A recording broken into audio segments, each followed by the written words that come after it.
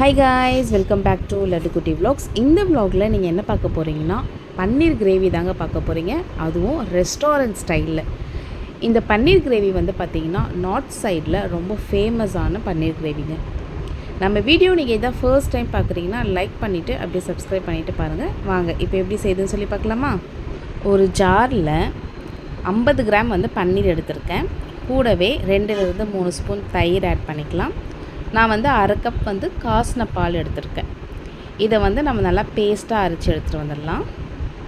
பாருங்கள், இந்த மாதிரி பேஸ்ட்டாக அரைச்சிக்கோங்க. இப்போது ஒரு கடாயில் 2லிருந்து 3 ஸ்பூன் வந்து நெய் ஆட் பண்ணிக்கலாம். கூடவே நல்லா ஒரு பெரிய பட்டர் ஆட் பண்ணிக்கலாம். நான் வந்து அன்சால்ட்டட் பட்டர் தான் எடுத்திருக்கேன். பட்டர் வந்து நல்லா மெல்ட் ஆகட்டும். இப்போ பாருங்கள், பட்டர் நல்லா மெல்ட் ஆயிடுச்சு. இது கூட பிரிஞ்சி இலை, பட்டை, கிராம்பு, ஏலக்காய், கொஞ்சமாக வந்து சீரகம். அதுக்கப்புறம் நான் வந்து ஒரு 4 வெங்காயம் வந்து இந்த மாதிரி சின்ன சின்னதாக வந்து கட் பண்ணி எடுத்துக்கோங்க. அப்படி இல்லைன்னா ஜாரில் வந்து நல்லா கொரப்பாக அரைச்சி எடுத்துக்கோங்க. இப்போ இதை வதக்கிக்கலாம். வெங்காயம் நல்லா வதங்கிறதுக்கு நான் வந்து கொஞ்சமாக வந்து உப்பு வந்து ஆட் பண்ணிக்க போகிறேன். உப்பு போட்டு நல்லா வதக்கிக்கலாம். அடுத்தது இஞ்சி பூண்டு பேஸ்ட் வந்து ஒரு 2 ஸ்பூன், இதையும் போட்டு நல்லா வதக்கிக்கலாம். ஒரு 2 தக்காளியை நல்லா பேஸ்ட்டாக அரைச்சி ஆட் பண்ணிக்கலாம். இதையும் வந்து வதக்கிக்கலாம். வெங்காயம் தக்காளி நல்லா வதங்கி வரணும், அது வரைக்கும் நல்லா வதக்கிக்கலாம். இப்போ பாருங்கள், நம்மளுக்கு வெங்காயம் தக்காளி நல்லா வதங்கியிருக்கு. இப்போ மசாலா சேர்த்துக்கலாம். 1 ஸ்பூன் வந்து குழம்பு மிளகாய் தூள், 1/2 ஸ்பூன் வந்து பார்த்திங்கன்னா கரம் மசாலா, கொஞ்சமாக மஞ்சள் தூள், இதெல்லாமே போட்டு நல்லா மிக்ஸ் பண்ணிக்கலாம். வெங்காயம் தக்காளி வதங்கி நல்லா எண்ணெய் பிரிஞ்சு வரணும், அது வரைக்கும் நல்லா வதக்கிக்கலாம். ஒரு 2 நிமிஷத்துக்கு தட்டு போட்டு நம்ம மூடி வச்சிடலாம். இப்போ பாருங்கள், 2 நிமிஷம் ஆயிடுச்சு. ஓப்பன் பண்ணி பார்க்கலாம். நம்மளுக்கு நல்லா எண்ணெய் பிரிஞ்சு வந்திருக்கு. பார்த்தாவே உங்களுக்கு தெரியும். நம்ம போட்டிருக்க அந்த வெங்காயம் தக்காளியெல்லாம் நல்லா வதங்கி எப்படி தொக்கு மாதிரி வந்திருக்கு பாருங்கள். சூப்பராக ரெடியாக இருக்குது. எண்ணெய்லாம் நல்லா பிரிஞ்சு. இப்போ இது கூட நம்ம என்ன ஆட் பண்ண போகிறோம்னா, அரைச்சி வச்சுருந்தோம் இல்லையா, அந்த பேஸ்ட்டை வந்து நம்ம இதோட சேர்த்துக்க போகிறோம்.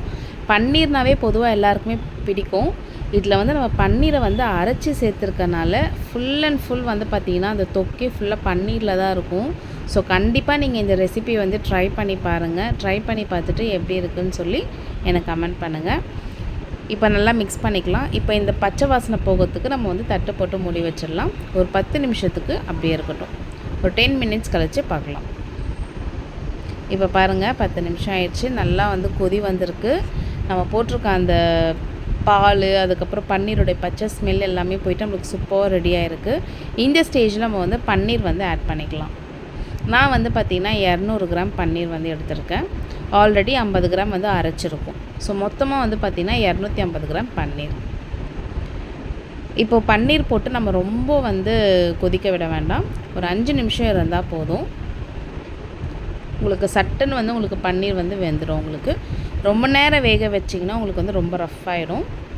இப்போ இது கூடவே நான் வந்து ஃப்ரெஷ் க்ரீம் ஆட் பண்ணிக்கிறேன். கூடவே வந்து கஸ்தூரி மேத்தி ஆட் பண்ணிக்கிறேன். கஸ்தூரி மேத்தி இல்லையானா நீங்கள் கொத்தமல்லி கூட நீங்கள் ஆட் பண்ணிக்கலாம். இப்போ இது ஒரு வாட்டி மிக்ஸ் பண்ணிவிட்டு ஒரு 2 நிமிஷத்துக்கு தட்டு போட்டு மூடி வச்சிடலாம்.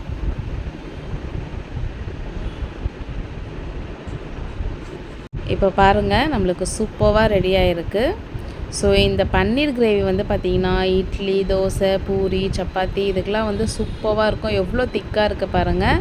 ஸோ இப்படி இருக்கணும் பன்னீர் கிரேவி. ஸோ கண்டிப்பாக நீங்களுமே ட்ரை பண்ணி பார்த்துட்டு எப்படி இருக்குதுன்னு சொல்லி கமெண்ட் பண்ணுங்கள்.